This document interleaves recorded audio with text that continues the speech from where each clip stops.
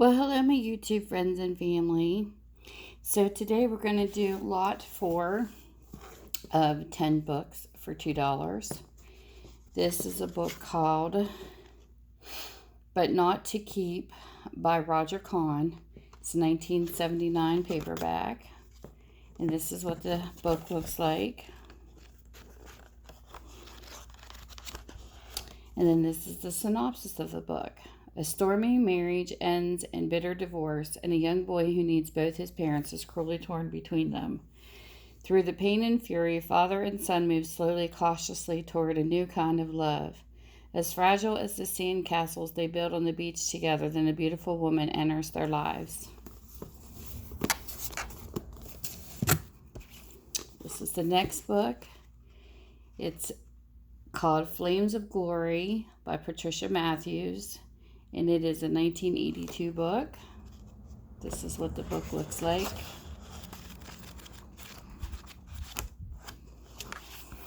And of course, they're all romances.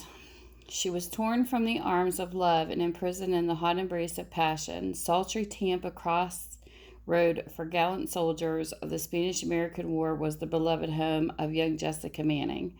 Her elegance and delicate beauty entranced the most valiant men, but fate gave her the most ruthless, hot-blooded Brill Kroger, ignited by selfish passion. Brill abducted Jessica and then swept his anguished prize on a blazing seaward quest for the Aztec gold. Throughout it all, Jessica clung to one aching wish: a return to her glowing moments of surrender in the strong arms of dashing Rough Rider Lieutenant Neil Dancer. Neil's heart burned wildly for his lost Jessica, and his fury now drove him to pledge his very life to rekindle the flames of their glorious love. The next book is called Wildhearts. It's by Virginia Henley, and it is a 1985 book. This is what it looks like. These are great for summer readers, too. Synopsis says, what ransom for love? Surrounded by the glitter and gold of lavish Renaissance palace, beautiful Tabby Lamont was given in marriage to the wealthy old man who had taken her out of Edinburgh orphanage.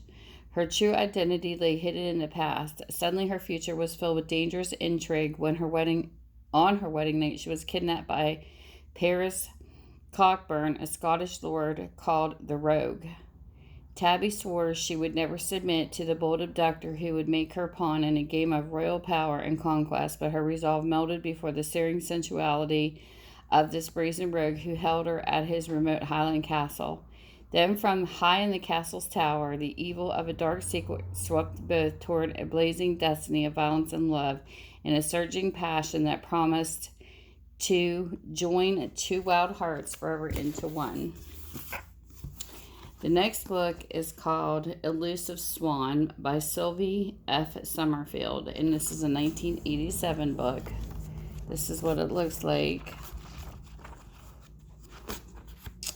And the synopsis says, too hard to get. When wealthy, aristocratic Lucas Maine first saw stunning Ariane St. Thomas in a dockside tavern, he could only assume the worst about her. Still, it took all the lusty captain self-control not to embrace the blonde beauty's sensuous form and stroke every luscious inch of her.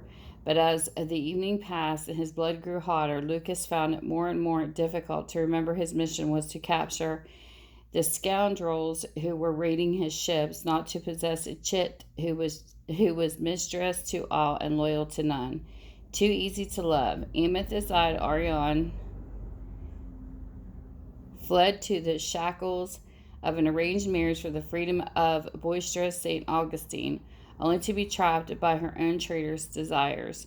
Just a glance from the towering stranger made her tremble with excitement. The slightest brush made her ache for fulfillment. But the innocent young woman was running from one man. She dared not submit to another. Fighting the raging tide of her feelings, Ariane's only choice was to once take her flight as far as the fleet as an elusive swan.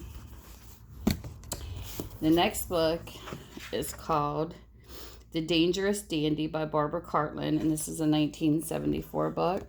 This is what it looks like. And this here says, The Dangerous Dandy. Elena saw no escape. Her mother, a selfish and cruel woman, insisted that she marry wealthy Prince Ahmad of Kariz, a man who made the beautiful Elena cringe in horror. Since she saw only one way out, a cold leap into the Thames, and she would have done it if one man had not saved her. The man was Lord Dorrington, London's famous dandy, pupil of Beau Brummel, and the most sought-after bachelor in Regency England.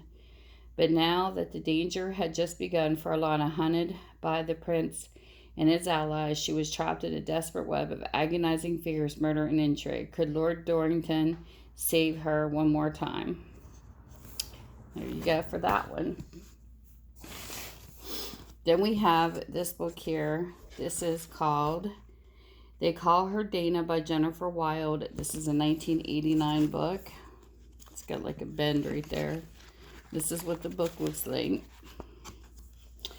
And the lavish world of New Orleans society is dangerous as it was dazzling. Born in the backwater bayous of Louisiana, beautiful Dana O'Malley fled the squalid farm and heavy work that had killed her well-born mother.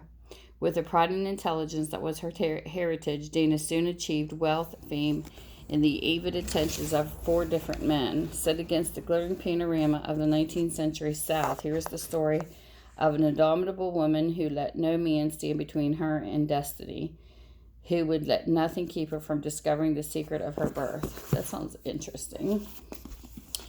Then we have this book. This is called Kristens Passion by Sylvie of Summerfield. This is a 1983 book. And this is what this book looks like. And here's the synopsis. Wild rapture and spine-tingling fear melded into a burning sea of desire. The moment Captain Morgan Black took the luscious Kristen in his arms, slowly his mouth claimed hers in a deep lingering kiss, and the heat of strange new sensation gripped her, spinning her out of control. First he kidnapped her, and now he ravished her. Yet somehow this strange pirate touched her very soul. Kristen hated him, but wanted him more than she could ever know.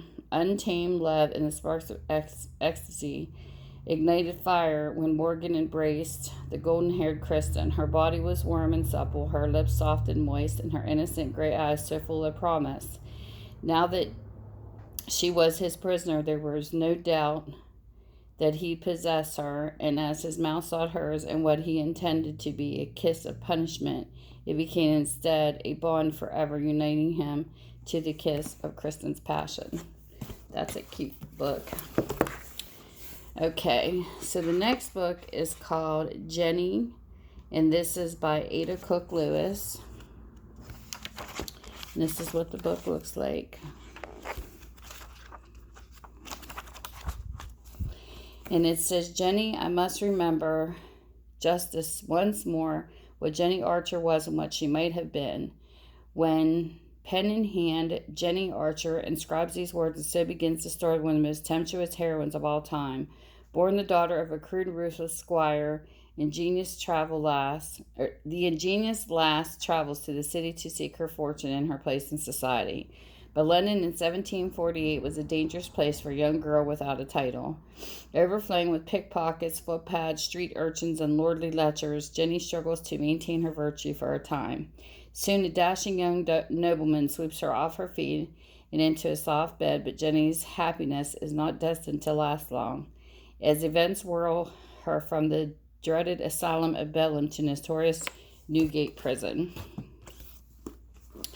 And the next book we have is called Flames of Rapture by Zark.